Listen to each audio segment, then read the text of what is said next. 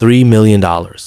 They said it like it had just fallen from the sky, as if it hadn't come from nearly a year of my life, traded piece by piece from my health, my hair, and the last scraps of strength I had left. Applause erupted around the walnut conference table, polite and hollow, a chorus of bootlickers clapping on cue. But when our new CEO lifted his head to thank those responsible for the Emerald Stream project, I noticed something sharper than any insult. My name was never mentioned. Not once. Not a glance. Not even a nod.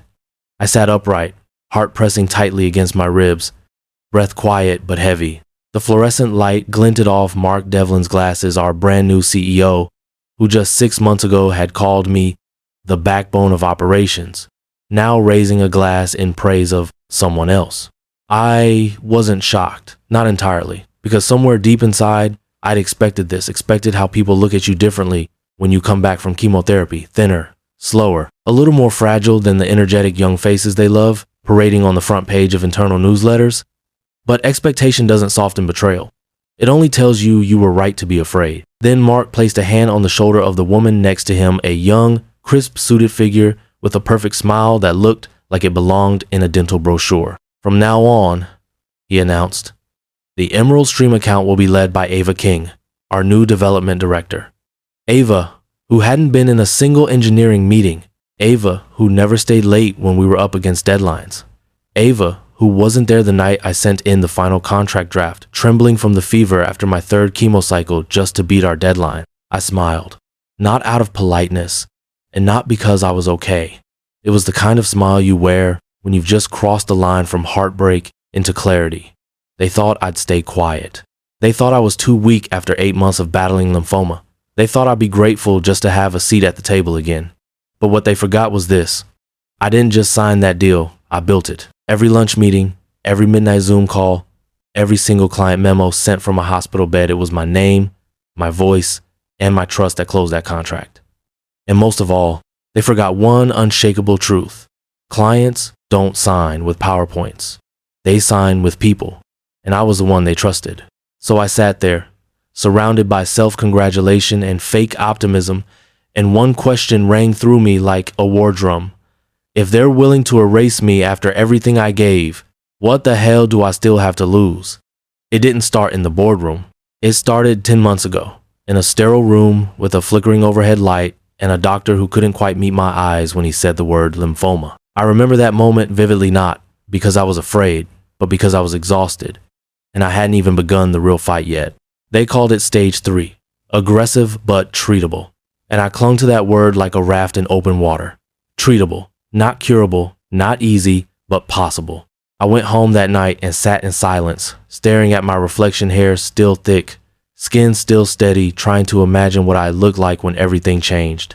My daughter Emily found me in the kitchen, holding a tea mug. I hadn't realized I'd feel twice. She didn't cry. Not then. She just asked, how bad?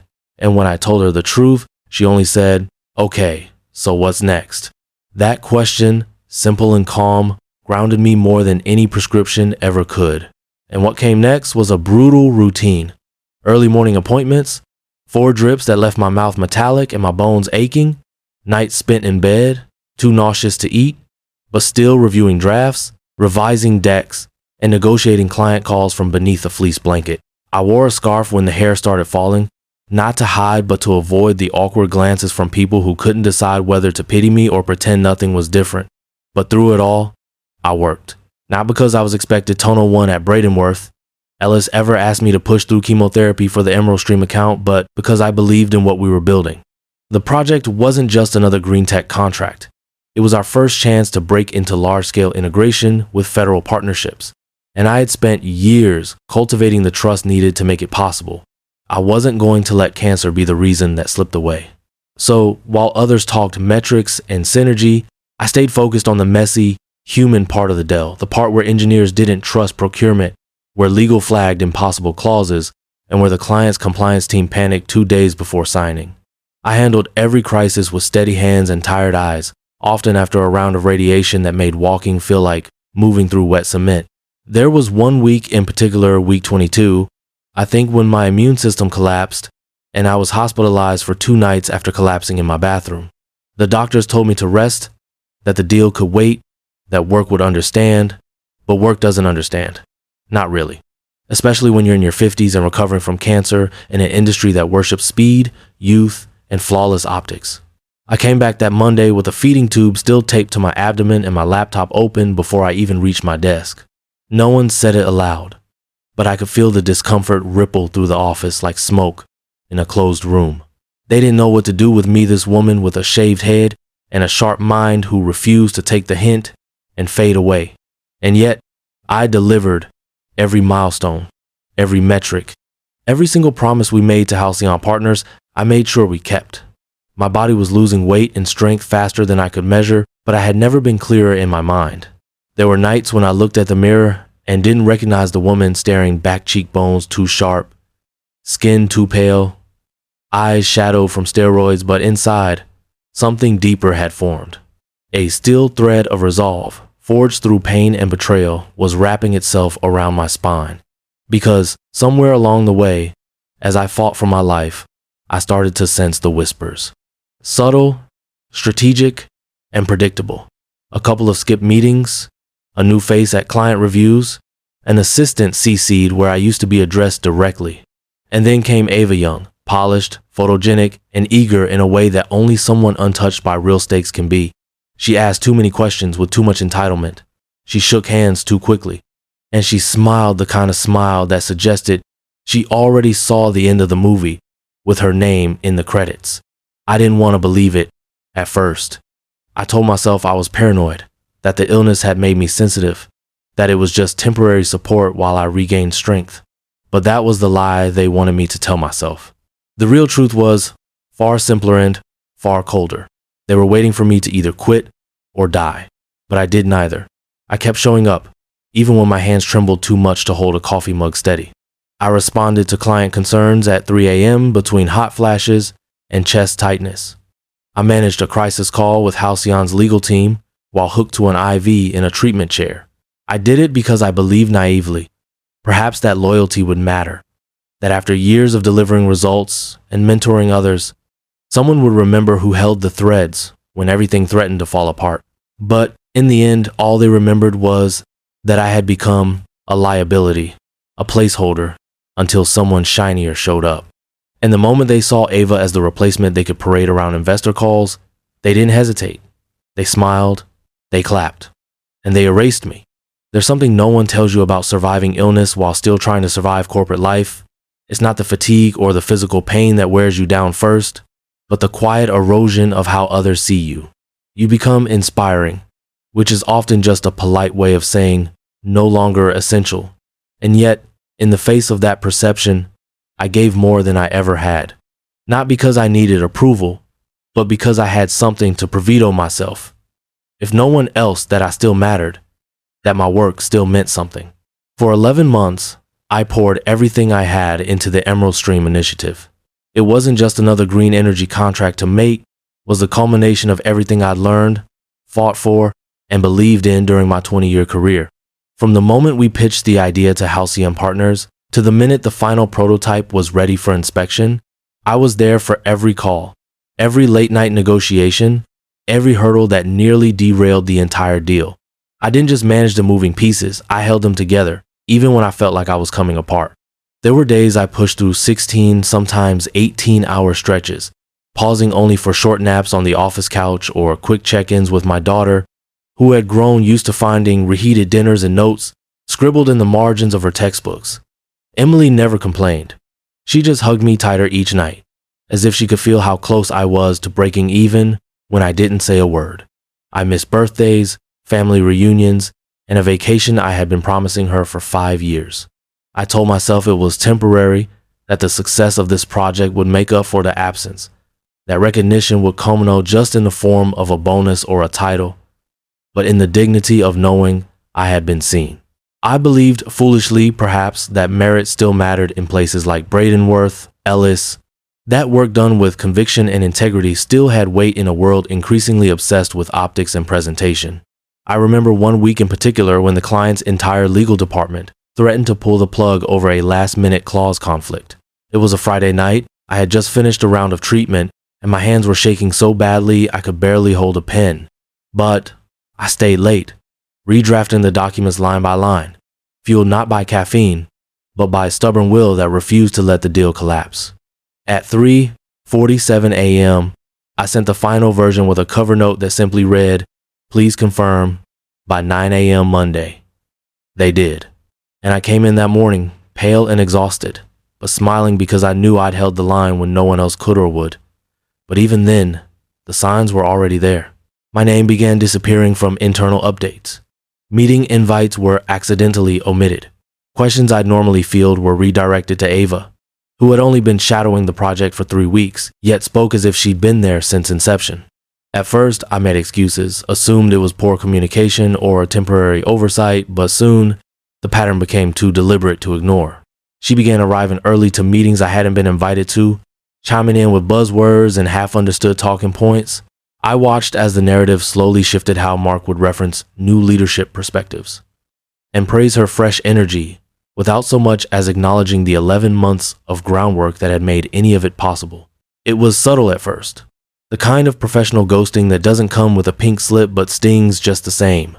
One afternoon, I walked past a digital signage screen in the lobby and saw Ava's face paired with the words Emerald Stream. The future is here. I stood there, stunned, staring at the screen while a young intern beside me commented, "She must be brilliant." I nodded, said nothing, and kept walking.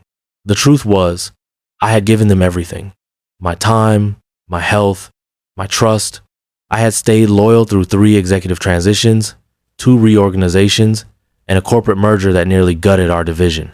And now, just when the fruits of that sacrifice were about to be harvested, I was being carefully ushered off the stage like a stand-in who was never meant to be seen in the final scene. Still, I kept showing up. I answered emails with professionalism. I finalized deliverables on time. I smiled at Ava in hallways and responded calmly when she asked questions I had already answered in shared documents. I didn't raise my voice. I didn't throw accusations. I observed. I took notes. I waited. Because if there's one thing illness teaches you, it's how to be patient, how to endure discomfort without complaint, how to prepare for storms in silence. And in that silence, I began collecting the threads of something deeper, a pattern, a plan, and, eventually, a reckoning. There wasn't a formal announcement. There rarely is when they want to cut you out quietly. It starts with whispers innocuous at first, then increasingly coordinated, like background noise that somehow grows louder without ever being spoken directly to you. I remember that afternoon distinctly. I had just wrapped a call with one of Halcyon's compliance leads when Ava walked past my office, chatting loudly on her phone, her heels clicking with confidence that didn't belong to her. She paused, not to speak to me, but to glance inside with that look, the kind people give museum pieces they've already moved on from. I told myself not to read too much into it. But when I opened my inbox and saw the calendar update, my breath caught in my throat. It was a department-wide sync, one I'd led every week for months, now suddenly reassigned to Ava. No explanation. No mention. Just a quiet change in ownership. I scrolled through the invite list twice, hoping maybe it was a mistake, but my name was absent. By mid-afternoon, the floor was buzzing not with celebration or crisis, but with a kind of curated excitement. People stopped by Ava's desk with congratulatory smiles and shoulder pats that felt rehearsed. Meanwhile, I sat at my workstation, finalizing updates, correcting timelines, adjusting deliverables because I still believed that professionalism was armor, even as it began to feel more like a shroud. It wasn't just a meeting. Over the next few days, my Slack messages started going unanswered. Questions I directed to operations were rerouted to Ava. Client notes I shared were rephrased and forwarded back to Mez if someone had taken my voice and run it through a filter just diluted enough to erase the edges. I tried not to let it sink in, but the pattern was clear. I was no longer being consulted. I was being circled around. Then came the final blow. An internal bulletin known of those cheery little emails meant to boost more titled, "A fresh chapter for Emerald Stream." I opened it out of habit, not out of expectation. And as I read, my hands slowly curled into fists beneath the desk. The headline praised Ava King for her visionary leadership and deep involvement, since project inception. Inception. She had been at the company for just over a month when the deal was finalized. She hadn't been on a single prototype call. She had never flown to Baton Rouge with me to convince state regulators that the tech met federal standards. She hadn't stayed up until 2 a.m., recalculating carbon output forecasts because legal flagged a compliance risk. She hadn't done any of it, but her name now stood where mine should have been. I didn't cry. I didn't storm into Mark Devlin's office demanding answers. I didn't scream or slam my laptop shut. Instead, I sat there in silence, the kind that comes when your worst suspicion is finally confirmed. Because this wasn't a misunderstanding, and it wasn't about restructuring. It was a rewrite, surgical, deliberate, and designed to erase my fingerprints from a deal I had poured myself into. And what made it worse wasn't just the betrayal. It was how predictable it all was. How the pieces had been laid out like a quiet checkmate, the new hire with just the right look, the CEO with a vision for younger, bolder talent, and a corporate culture too polite to call it what it was, replacement, not realignment. Still, I wasn't ready to give them the ending they were hoping for. I didn't disappear. I didn't leave a resignation letter on my desk. I stayed.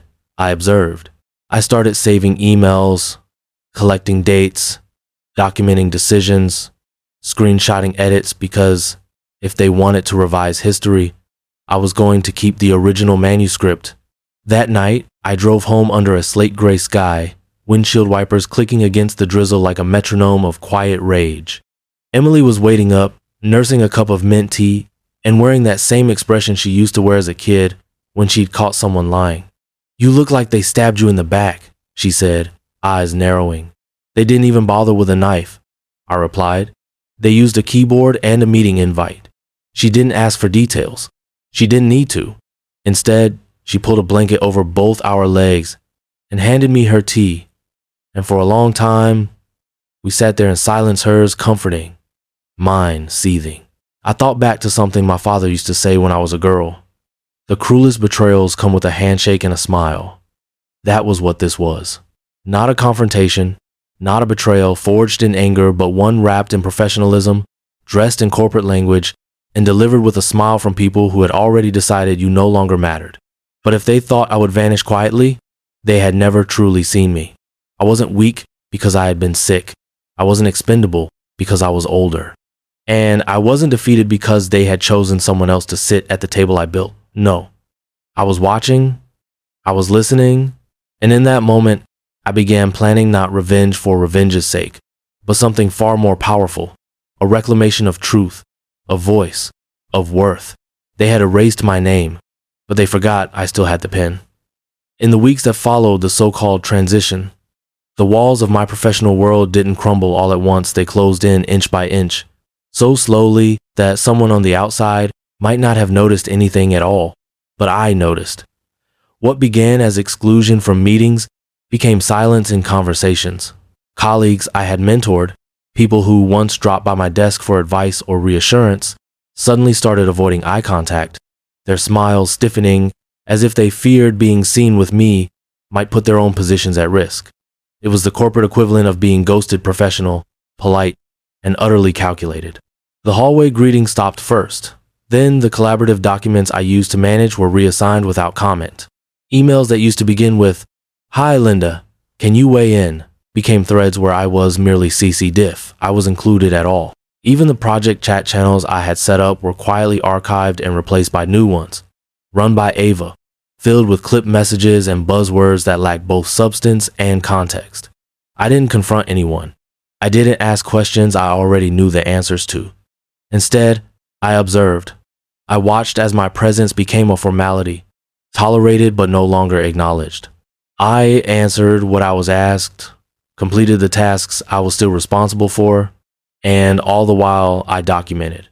Because if they were going to erase me, they were going to do it knowing I had kept the receipts.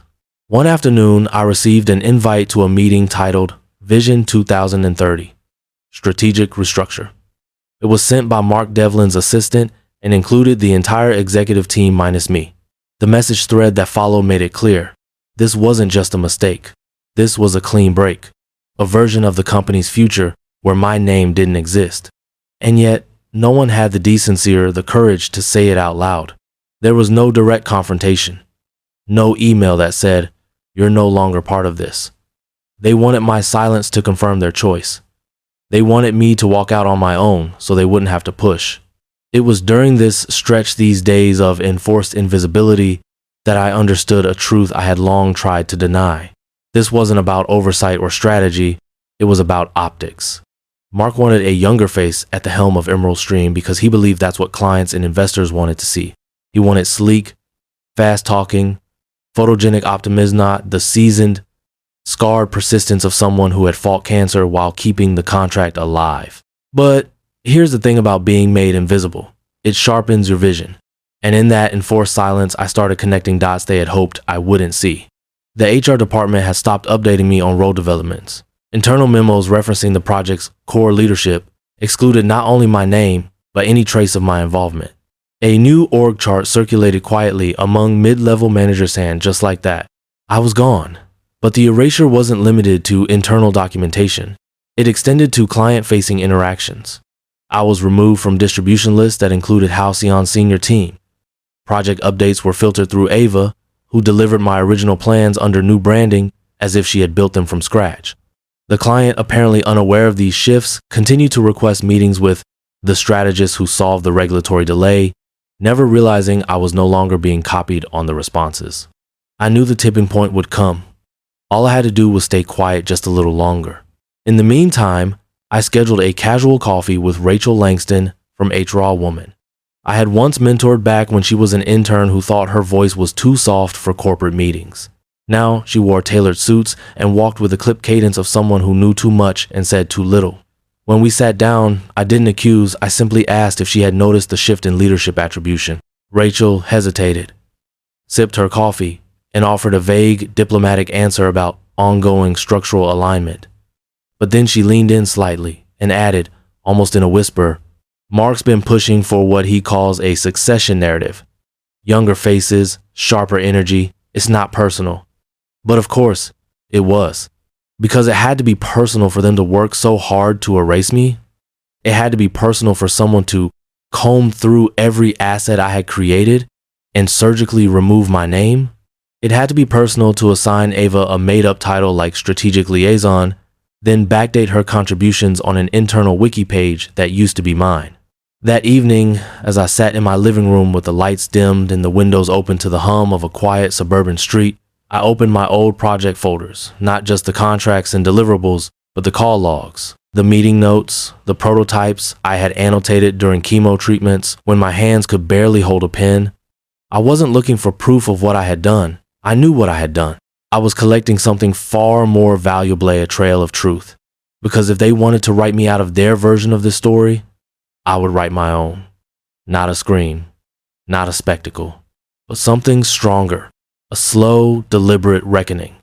When people talk about revenge, they often picture something loud and outburst in a boardroom, a public call-out, a career-ending expose. But in my world, real revenge didn't come with noise. It came with clarity, with patience, and with knowing exactly when to move while everyone else was still clapping for a performance built on lies. I didn't rage or retaliate the way they might have expected. I simply began to organize. The morning after I spoke to Rachel from HR, I arrived at the office 2 hours earlier than usual, not to prove a point, but because the quiet suited me. No one lingered in the hallways, the lights were still half dimmed, and for once, the silence didn't feel suffocating. I closed my door, opened my laptop, and began building a file loan that would eventually be divided into 3 categories: documentation, correspondence, and leverage. In the documentation folder, I compiled every contract version I had touched, every draft, every red line, and every annotated page I had built while hooked to IVs. I included delivery timelines, team logs, and meeting notes, each file time-stamped and backed up on an encrypted drive only I could access. It wasn't paranoia, it was insurance. In the correspondence folder, I collected email chains between myself and the client, particularly those where I addressed their concerns, provided technical clarification, and scheduled unsanctioned Zoom calls to salvage timelines no one else even realized were slipping. I flagged each message where Ava had been mysteriously absent, and each client Thank you that had been forwarded internally but never acknowledged publicly. And then there was the final folder, leverage. I named it with a quiet smile, not out of spite, but because I knew what it meant. The truth they thought they had buried was still breathing, and it had a heartbeat strong enough to bring down their facade. That same afternoon, as if fate had a flair for irony, my phone buzzed with a name I hadn't expected to see again, Eleanor Briggs, Halcyon's VP of Strategic Development. Her voice, when I picked up, was calm but edged with confusion. "Linda," she began, "I just got an internal update from your company that says you've been reassigned.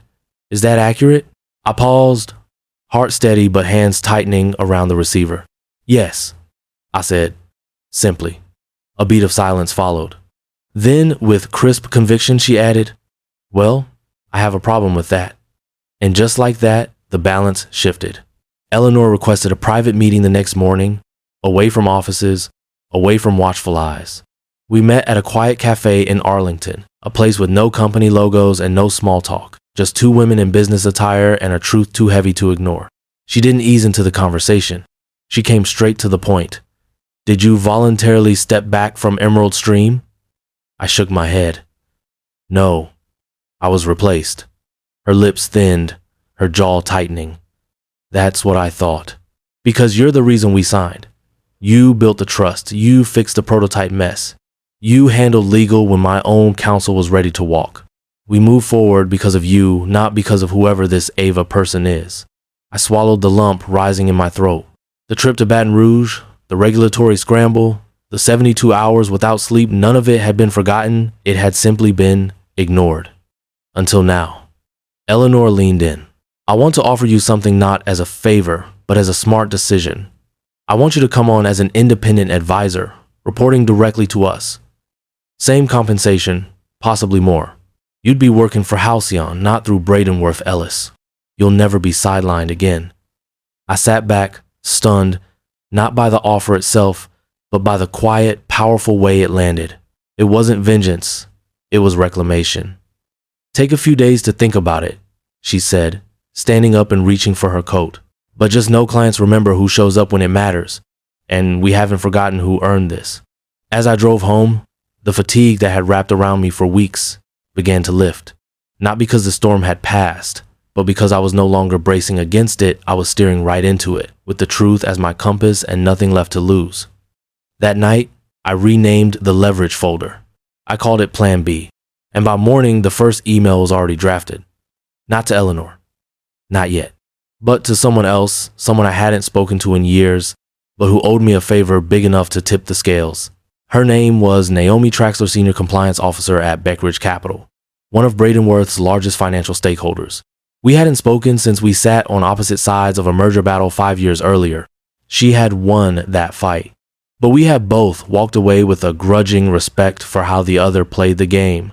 When she picked up, her voice held a smile. "Linda Shore, you never call unless something's on fire." I didn't bother with small talk. "It is," I said, "and I need 15 minutes of your discretion." There was a pause, then a quiet, confident response. "I'm listening." And so, the first piece of my quiet retaliation was set.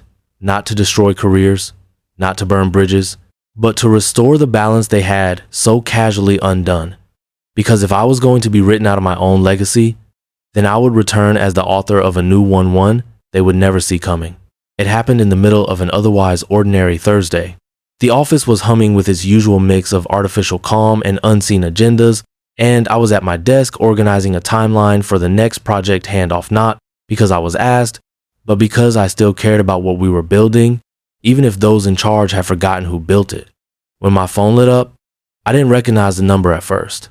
It wasn't one of the usual extensions or internal lines, but the moment I saw the name Eleanor Briggs ripple pass through me, she wasn't just Halcyon's VP of Strategic Development.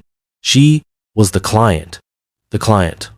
The woman who had fought side by side with me through compliance, gridlock, regulatory panic, and prototype collapse. The one who had trusted my word when delays threatened the entire 3.2 million rollout. I picked up, keeping my voice level, though my fingers instinctively wrapped around the old brass pen I always kept in the drawer gift from my husband. a symbol of beginnings that still mattered. Linda, Eleanor said, her voice low, deliberate, and just sharp enough to suggest that something wasn't sitting right. I just received a project update from your team, and I'm confused. It lists someone else, Ava Kingus, the lead liaison. It says you've been reassigned. Is that accurate? I paused, not because I didn't have an answer, but because I knew the shape of what was coming next. Yes, I said slowly. That's accurate. There was silence on the other end, not hesitant, but heavy. Then, with no attempt to disguise her irritation, Eleanor replied, "Well, that's a problem for me." I didn't respond right away. I didn't need to, because in that moment, we both understood what had happened. Someone inside Bradenworth Ellis had gambled on perception over substance, had pushed a name forward with the right look but none of the weight, and assumed the client wouldn't notice her, wouldn't care. But they had misjudged Eleanor, and they had underestimated the one thing that couldn't be manufactured: earned trust. "I'd like to meet," she continued. "Just you and me, off the record, somewhere away from email chains and brand logos." We agreed to meet the next morning at a quiet cafe in DuPont Circle, a place with no badge scanners, no glass-walled conference rooms, and no whiteboards pretending to solve problems that only real conversations ever could. I arrived 10 minutes early, not out of nerves but habit. She was already there, seated at a corner table, black coffee in hand, eyes fixed on the entrance like she'd been waiting for truth to walk in.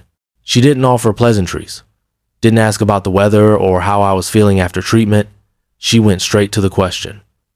"Did you leave that project voluntarily?" "No," I said, meeting her eyes. "I was replaced." She exhaled through her nose, slowly, like she was trying not to say something more dangerous. Then she nodded, once, tightly. "That's what I thought." What came next caught me completely off guard, not because of what she said, but because of how much I needed to hear it. "We signed with Bradenworth because of you. You were the one who calmed the legal team when they threatened to walk. You were the one who flew to Louisiana on 24 hours notice to get local compliance back on board. You were the one who stayed on that call until midnight to fix the pricing matrix when procurement melted down. Mark and Ava, they weren't even looped in when it mattered." I blinked, trying to keep the rush of emotion from showing too plainly. Because she wasn't reciting a checklist, she was recounting the moments I had given everything I had, even when my body begged me to stop. And now, someone else was collecting the applause for a performance they hadn't even auditioned for. Eleanor leaned forward, elbows on the table, voice softer but unflinching. "They've sent Ava to replace you." She smiled a lot, spoke in polished phrases, said all the right things. But when I asked her for the technical pathway that got us through the Q2 review, she couldn't answer. When I brought up our adjusted carbon load projections, she changed the subject. She doesn't know, and she's not even trying to pretend convincingly. I couldn't help it. I let out a quiet, breathy laugh, not out of amusement, but from the odd relief that came with being seen, fully, without spin, without filters, just seen. "This kind of thing happens more than it should," Eleanor continued, sitting back in her chair, "especially to women who've already proven their worth, who've carried the weight in silence and without complaint, only to be brushed aside for someone shinier and easier to package." And there it was, the line that struck deeper than all the rest, because it wasn't just about me. It was about every professional who had kept the wheels turning, only to be handed a thank you card and shown the door when the ribbon cutting came around.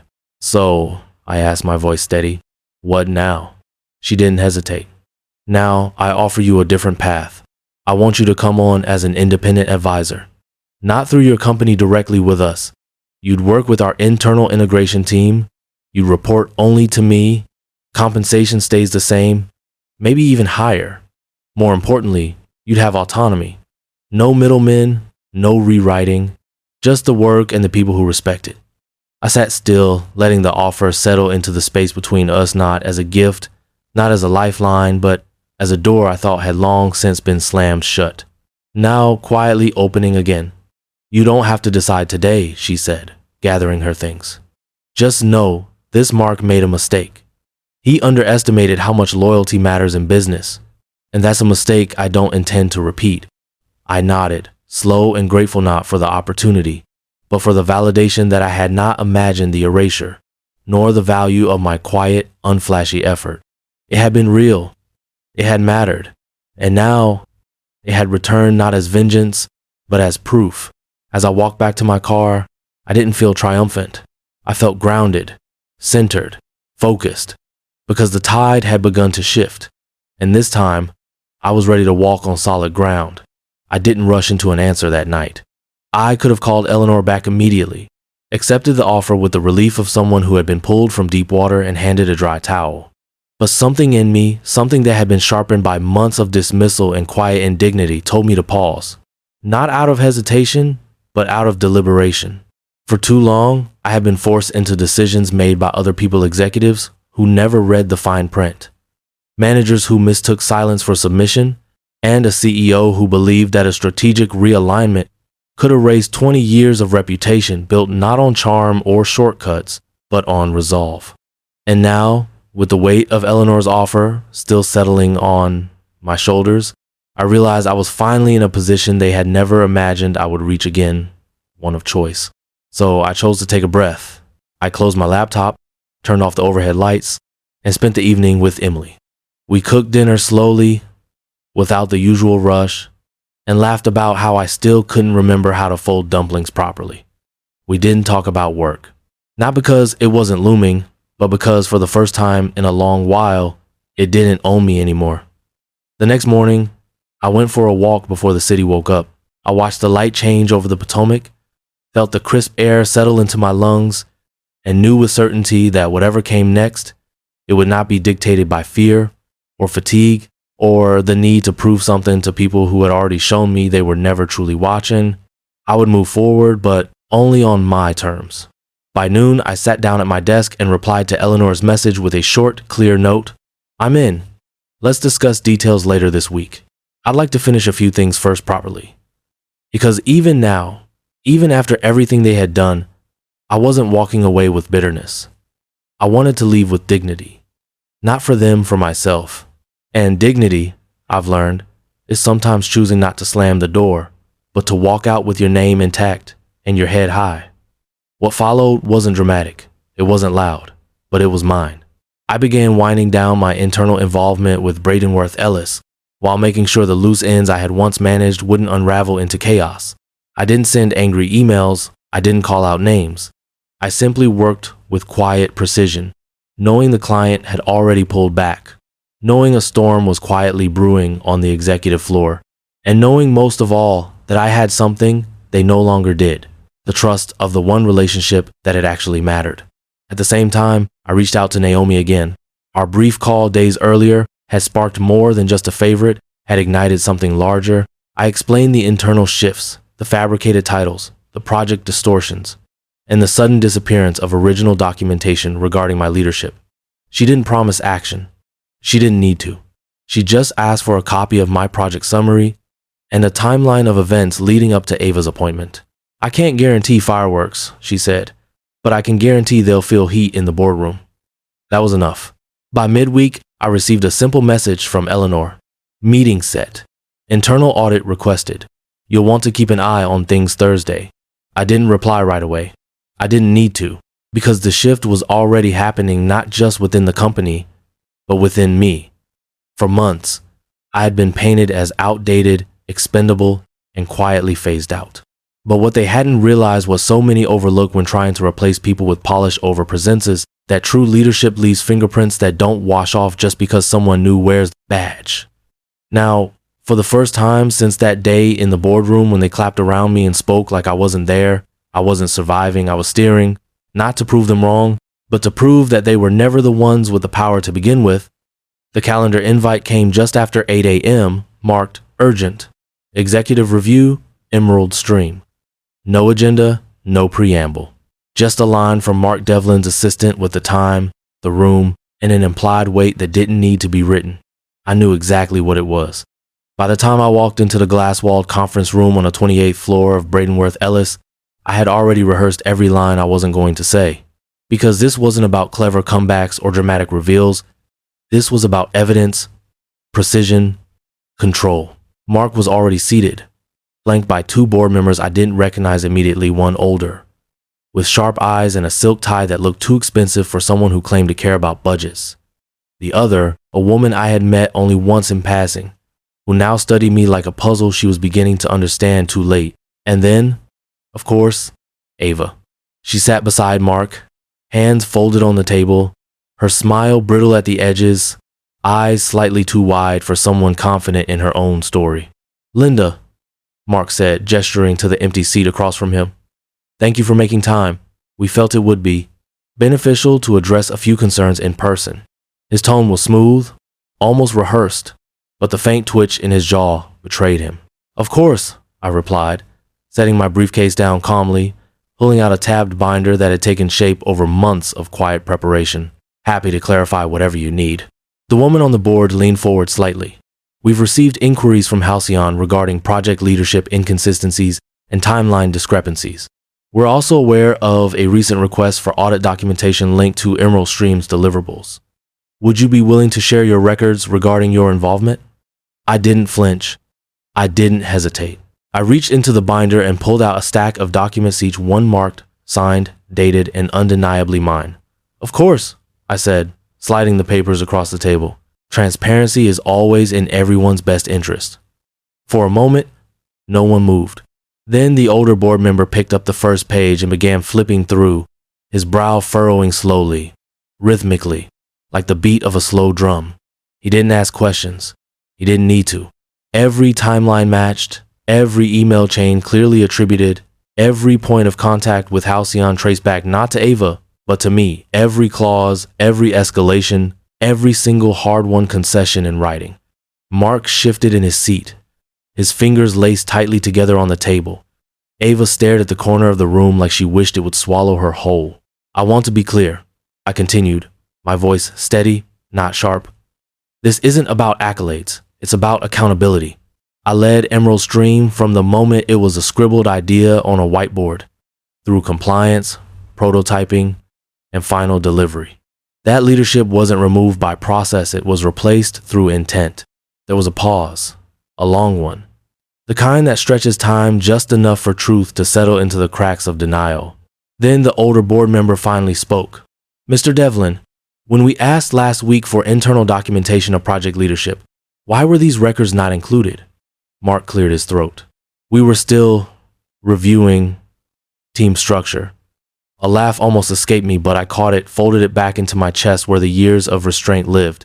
"I see," the board member replied, expression unreadable.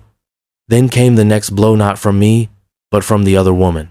"Were you aware, Mr. Devlin, of Miss King's lack of technical credentials prior to naming her strategic lead for Emerald Stream?" He hesitated.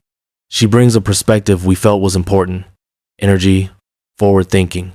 But it was too late. The boardroom had shifted. The story had unraveled. The illusion had cracked open under the weight of documentation, truth, and something far more dangerous than either: memory." Finally, the older gentleman turned back to me. "Miss Shore," he said carefully, "if we were to formally reappoint you as strategic lead on the Emerald Stream initiative, would you accept?" And there it was, the moment that should have felt triumphant. But it didn't. It felt hollow. I took a quiet breath, met his eyes, and shook my head. "No," I said gently. "The client has already brought me on as an independent advisor. I intend to honor that agreement. I'm not interested in returning to a seat that was only offered once the silence became impossible to maintain." That landed heavier than anything I could have scripted. Mark turned a shade paler. Ava blinked rapidly, like she was realizing she had walked onto a stage without knowing her lines. "I am," I added, "willing to assist in the transition, because the success of Emerald Stream still matters, but I'll do so on my terms." The board members exchanged a brief glance, then nodded. "We respect that, and we appreciate your integrity," which, in corporate speak, meant, "Mark, your days are numbered." I rose from my seat with the same calm I had walked in with. As I gathered my things, Ava finally looked up. Her expression wasn't defiant, it was unsteady. Maybe regret, maybe fear, maybe just the realization that proximity to power isn't the same as competence. But it didn't matter anymore. I wasn't there for revenge, I was there for truth. And it had done what it always does, eventually cut through the performance and rearrange the narrative where it belonged. I didn't slam the door on my way out. I didn't need to. The echo left behind would do that for me. 2 weeks after the boardroom confrontation, I stepped into the downtown headquarters of Halcyon Partners not as a consultant scrambling to secure a contract, and not as a subordinate hoping to reclaim a stolen seat, but as something far rarer in the world I'd spent my life navigating, an equal. There was no red carpet, no formal welcome, no speeches or fanfare. Just a quiet desk by the window, a badge with my own name printed clearly, no title beneath it, just Linda Shorey, and a view of the skyline that stretched as far as I was willing to imagine. Eleanor met me near the elevators with a knowing smile and a small welcome folder tucked under her arm. "This feels right," she said simply, handing it to me like it was a baton. "It always should have been this way." And I nodded, because it had. It just took a long, hard road to circle back to the place I had already earned. The days that followed were refreshingly unremarkable. There were no whispered betrayals, no boardroom politics masquerading as progress. Instead, there were conversations grounded in mutual respect, meetings that ended on time, and teams that actually listened, not because they were told to, but because they understood that experience wasn't just dictate, was context, history, and lived wisdom. I didn't need to assert authority anymore. I didn't need to remind anyone of my worth. The trust was already there, baked into the foundation of every decision I had made during the hardest year of my life, and now reinforced by the people who had seen me show up when it counted most. Meanwhile, the aftermath at Bradenworth, Ellis, continued to unfold. Mark Devlin, once the golden hire with grand vision and slick presentations, was transitioned out in a carefully worded press release filled with euphemisms and corporate fog. Ava King resigned quietly a few days later, her name disappearing from directories and department listings as though she had never been there at all. Diane from HR sent me a note not official, just a line typed late at night. "They thought you'd go quietly, but instead, you stood still and let the truth echo." That line stayed with me because I hadn't shouted, I hadn't begged, I hadn't burned bridges or thrown accusations across boardroom tables. I had simply refused to be erased. I had remained.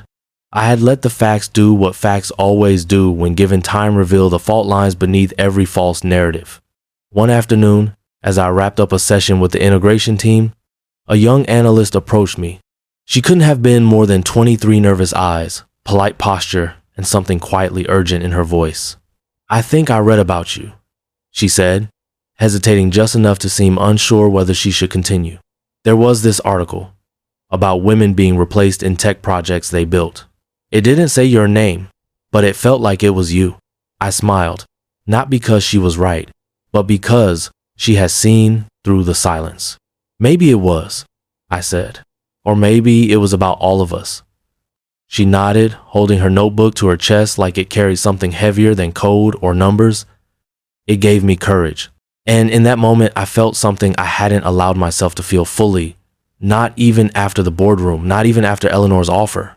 I felt seen, not just by a client or a board or a title, but by the next generation, the ones coming up behind us, quietly watching to see if it's possible to lose everything and still reclaim your name without breaking yourself in the process. I had always believed that showing up, doing the work, and staying quiet was the noble way forward. But sometimes, silence isn't dignity.